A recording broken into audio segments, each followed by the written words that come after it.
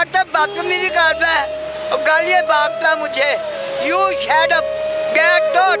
मेरे कहा मेरे छीन के उसने पाट के। मैंने कहा गेट आउट आप है, गालियाँ क्यों बांट रहे हो? मसला की है इस वेले? मेरा मसले में रुलनी पई है लत्तां तो, मेरे पैर सुच्चे हैं। मेरे को सर अपने पैर को कैमरामैन साहब से रिक्वेस्ट करूंगा माँ जी के पाँव दिखाएं। अल्लाहु अकबर, अल्लाहुम्मा सल्ली अला मुहम्मद। ओहो ए कितों दा हैगा मसला? ते पस पै गई है। ए देखें ये पस पड़ी हुई है। ये जरा पस वाली जगह दिखाओ माँ जी, चुको जरा। ए देखें ये कॉर्नर में देखें पस पड़ी हुई है, वो पीप निकल रही है। ते माँ जी की तुसी डॉक्टर दे कोल नहीं जांदे? जाने किहड़े अस्पताल? मियाँ अस्पताल दीवार से डॉक्टर नहीं हुणे दोबारा गए हो? क्या परसों चौथ 2-3 दिन रह के आए हैं। फकीरा मंगल डॉक्टर बदतमीजी कर रहा है और गालियाँ बांटता मुझे। You shut up, get out. मेरे कहा मेरे छीन के उसने पाट के। मैंने कहा गेट आउट आप है, गालियाँ क्यों बांट रहे हो? मैंने डॉक्टर को भी ले जाओगे ना और मैं डॉक्टर सामने गला करांगी। मैंने चोरी कोई नहीं है। ਤੁਸੀਂ ਉਹਨੂੰ ਕਿਹਾ ਨਹੀਂ ਮੈਂ ਤੇਰੀ ਮਾਂ ਦੀ ਉਮਰ ਦੀ ਆ? नहीं मैं उन्होंने यहाँ आई, मैंने बहुत ही यहाँ आनी ਕਿੱਥੇ ਬੈੰਦੇ ਨੇ ਡਾਕਟਰ ਸਾਹਿਬ ਤੇਰੇ? ਤੁਹਾਨੂੰ ਸ਼ਟ ਅਪ ਕਹਿੰਦੇ ਨੇ। दीवार जे पर्चियाँ ਉਹਨਾਂ ਦਾ ਨਾਂ ਤੁਹਾਨੂੰ ਪਤਾ ਹੈ? नहीं ना भूल गया मेरा दुआ नहीं कम कर। ਸ਼ਕਲ ਤੋਂ ਪਛਾਣਦੇ ਹੋ? शक्ल अब पहचानी है। 4 डॉक्टर ਚਾਰੋਂ ਸ਼ਟ ਅਪ ਕਹਿੰਦੇ ਨੇ। एक डॉक्टर ਵੱਡੇ ने किया जिन्हें ऑपरेशन किया। जेड़ा 3 ਸੀ ਉਹਨਾਂ ਮੈਨੂੰ ਕਿ ਭੈਣ ਮੇਰੀ ਮਾਂ ਮੇਰੀ ਤਿੰਨੇ ਚੰਗਾ ਸਲੂਕ ਕੀਤਾ। ਜਿਹੜਾ ਵੱਡਾ ਉਹਨੇ ਕਿਹਾ shut up, you shut up get out. You shut up get out. ਤੇ ਕਾਲਾ ਪਾੜ ਕੇ ਮੇਰੇ ਮੂੰਹ ਤੇ ਡਾਕਟਰ ਨਹੀਂ ਹਸਪਤਾਲ ਦੇ? ਹਾਂ ਯਾਨੀ ਇਲਾਜ ਨਹੀਂ ਕਰਦੇ ਤੁਹਾਡਾ? ਕੀ ਕਹਿੰਦੇ ਨੇ ਕਿਉਂ ਨਹੀਂ ਕਰਦੇ? नहीं करते किसला भी नहीं। एक आडी बच्ची है 8 साल की 8 साल की और लात टूटी जाके देखो मियाँ सत्ता दखल चलते पई। हल नहीं करते हो बच्चे के बच्चे ਨੂੰ ਨਹੀਂ ਸਾਂਭਦੇ ਉਹ ਜੀ ਡਾਕਟਰ ਨੇ ਤੇ ਨਹੀਂ ਨਾ ਲੱਤ ਤੋੜੀ ਨਾ ਬੱਚੀ ਦੀ ਨਾ? ਲਾਜ ਤੇ ਹੋਣਾ ਚਾਹੀਦਾ ਕਿ ਨਹੀਂ? ਇਲਾਜ ਹੋਣਾ ਚਾਹੀਏ, ਹੋਣਾ ਚਾਹੀਏ। ਔਰ ਕੀ ਕਰਦੇ ਸੀ? ਮੈਂ ਜੋਬ ਕਰਨੀ ਸਾਂ ਮੁੰਚੇ ਹਸਪਤਾਲ।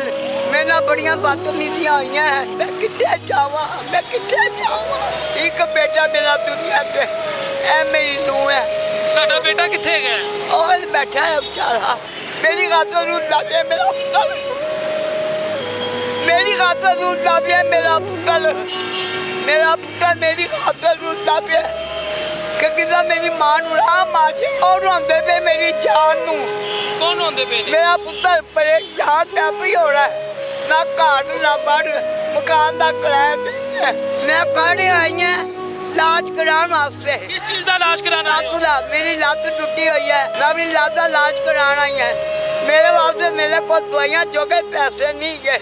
ਲੰਗਰ ਆਂਦਾ ਮੈਂ ਦਾਦਾ ਸਭ ਖਾਣੀ ਹੈ। ਬਨਾਗਾ ਬਣਾਈਏ ਖਾਨ ਸਾਹਿਬ ਨੇ ਮੁਸਾਫਰਾਂ ਲਈ ਜਿੱਥੇ ਰਾਤ ਨੇ ਨਹੀਂ ਕੁਲਾਉਣ ਦਿੰਦੇ, ਕਹਿੰਦੇ ਇੱਕ ਦਿਨ ਰਵਾ ਦੂਸਰੇ ਦਿਨ ਬਾਹਰ ਨਿਕਲੋ।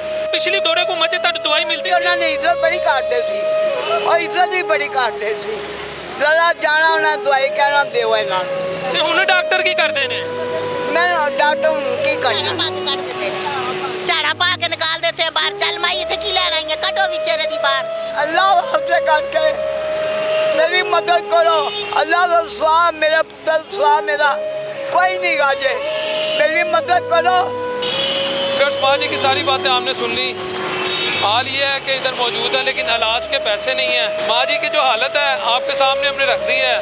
कोई डॉक्टर साहब हैं बकौल माँ जी के वहाँ पर हड्डी वार्ड में, जिनको माँ जी कहती है मैं पहचान भी लूँगी। जब ये वहाँ जाती हैं वो इन्हें शटअप की कॉल देते हैं। 3 डॉक्टर साहिबान हैं वो इनके साथ बड़ा अच्छा बिहेवियर रखते हैं, लेकिन एक डॉक्टर साहब हैं उन्हें कहते हैं यू शट अप। अब वो डॉक्टर साहब ने शायद अंग्रेज़ी ज़्यादा सीख ली है, या शायद वो खुदा को भूल गए हैं, या शायद उन्हें ये नहीं पता कि एक अल्लाह का भी निज़ाम है। जब वो हरकत में आता है तो फिर बड़े बड़े डॉक्टर्स, बड़े बड़े इंजीनियर्स, बड़े बड़े ब्यूरोक्रेट्स, बड़े बड़े अफसरान वो फारग हो जाते हैं। डॉक्टर साहब कुल्लू नफ्सिन ज़ाइक़ातुल मौत, बस आपको ये कहूँगा। और अगर मैं किसी से ज़्यादती करूँगा मैं कहूँगा बिलाल शफीक कुल्लू नफ्सिन ज़ाइक़ातुल मौत।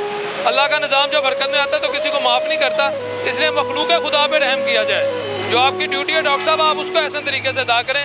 माँ जी को शटअप ना कहें, आपको कोई हक नहीं है कि आप शटअप माँ जी को कहें। इससे ज़्यादा कोई बात नहीं करूँगा। अगले प्रोग्राम तक के लिए अपने होस्ट मोहम्मद बिलाल शफीक को, कैमरामैन जावेद ओपन साहब के साथ इजाज़त दीजिए। अल्लाह निगहबान।